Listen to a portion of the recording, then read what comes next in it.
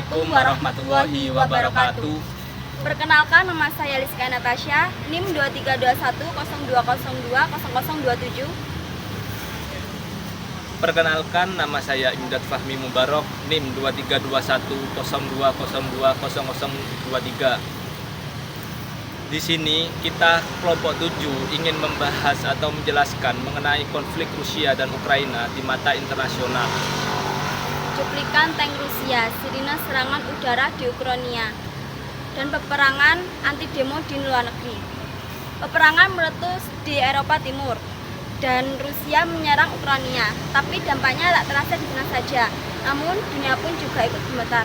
Kenapa konflik ini menjadi perhatian internasional? Siapa yang salah dan siapa yang benar? Dan bagaimana negara-negara lain menyakitinya?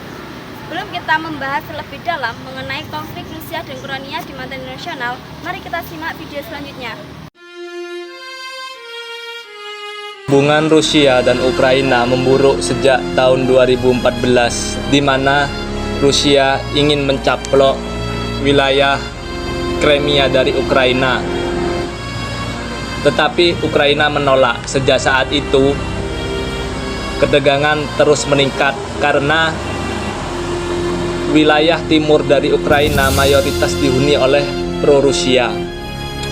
Hingga akhirnya pada tanggal 24 Februari tahun 2022, Rusia meluncurkan serangan besar-besaran.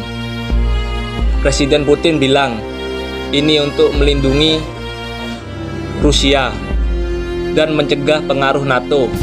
Tetapi Ukraina menyebut bahwa tindakan Rusia ini termasuk invasi ilegal. Banyak negara yang mengancam tindakan Rusia ini karena Amerika Serikat dan negara-negara Eropa lainnya akan memberikan sanksi ekonomi berat terhadap Rusia.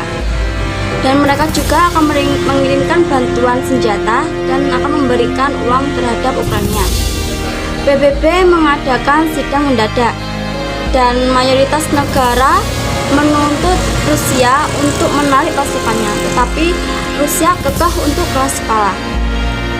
Tidak semua negara bersikap sama, seperti Cina, India, dan beberapa negara lainnya itu memilih bersikap netral karena mereka bilang mereka ingin bersikap damai.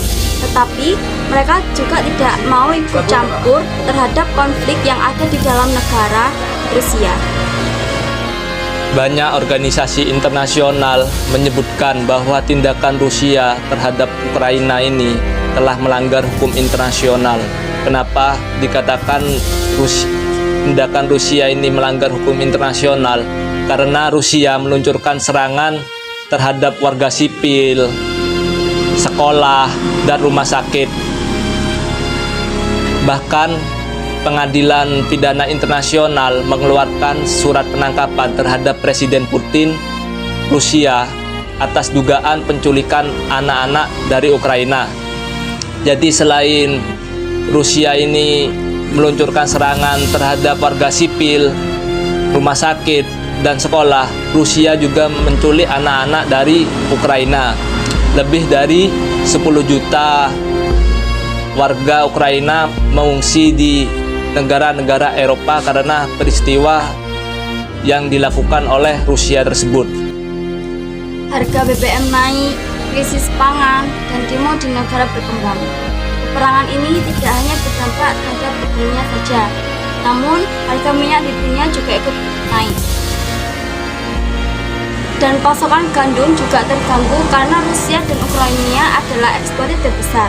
Negara-negara miskin seperti di Afrika, Asia juga mengalami krisis pangan. Dan banyaknya yang protes, kenapa dunia begitu perhatian terhadap Ukraina, sedangkan konflik yang ada di zaman Palestina dan Gaza pun sudah jarang disorot.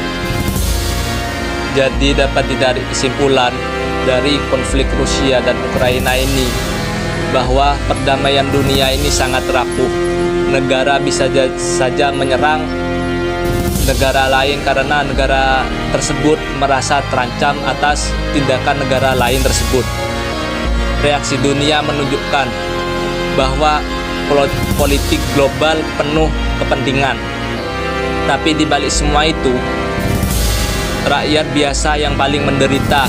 Jadi di balik konflik Rusia dan Ukraina ini yang paling menderita adalah rakyat biasa, di mana banyak rakyat ini mengungsi di wilayah atau di negara-negara Eropa.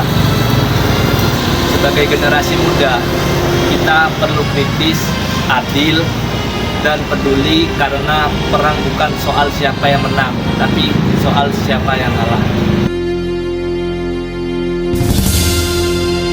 Oh ya Kak, di sini saya mau menanyakan mengenai alasan mengapa Ukraina ini ingin bergabung dengan NATO dan Uni Eropa. Mungkin bisa dijelaskan secara garis singkatnya.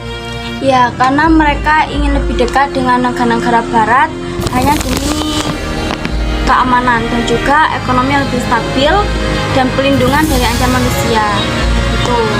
Lalu bagaimana kondisi ekonomi Rusia sejak diberi sanksi oleh negara-negara barat tersebut? Apakah kondisinya lebih menurun drastis atau gimana?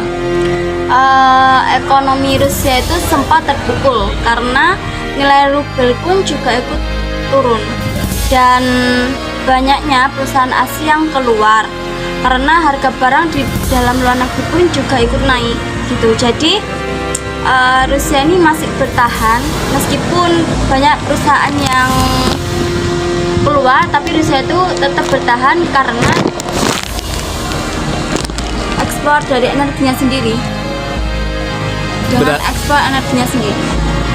Berarti negara-negara lain juga terkena dampak jika Rusia tersebut terkena dampak sanksi ekonomi tersebut. Ya. Terus bagaimana peran-peran negara ASEAN terhadap konflik yang terjadi Rusia dan Ukraina ini? Itu sangat berpengaruh sih, karena media Barat yang banyak yang memotret pengikutan Ukraina, dan sementara media Rusia ini menyampaikan perang sebagai operasi mediator khusus yang dikarenakannya.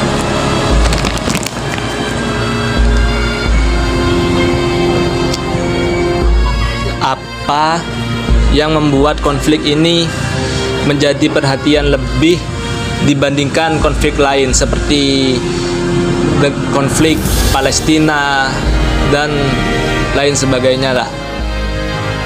Itu karena mereka melibatkan negara-negara besar seperti Rusia yang berdampak langsung pada ekonomi global yang terjadi di Eropa dan wilayah sekitarnya. Mungkin cukup itu saja Kak pertanyaannya. Ya, terima kasih. Mungkin cukup itu pemaparan materi dari kita selaku kelompok 7 tentang konflik Rusia dan Ukraina di mata internasional. Jika dirasa kurang memahami dari penjelasan kita yang detail ini, mungkin bisa berdiskusi di lain waktu. Dan kita dari kelompok 7 memohon maaf bila terdapat kesalahan di dalam penjelasan dari awal sampai akhir. Wassalamualaikum warahmatullahi wabarakatuh.